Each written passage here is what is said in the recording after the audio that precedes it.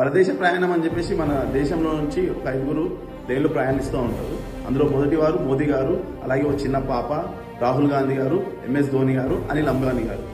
అనుమాన కారణాల వల్ల ప్లేన్ ఖరాబ్ అయిపోయి స్ట్రక్ అయిపోతుంది పైన. సో అందులో 4 మాత్రం ప్యారాషూట్లో ఉంటుంది. 4 ప్యారాషూట్లు ఉంటే ఒక ప్యారాషూట్ తీసుకొని అనిల్ అంబానీ గారు ఫస్ట్ వెళ్ళిపోతారు. నేను కరోడ్పతి ఉన్నాను, నా వల్ల చాలా మంది లాస్ అవుతారని చెప్పేసి వెళ్ళిపోతారు.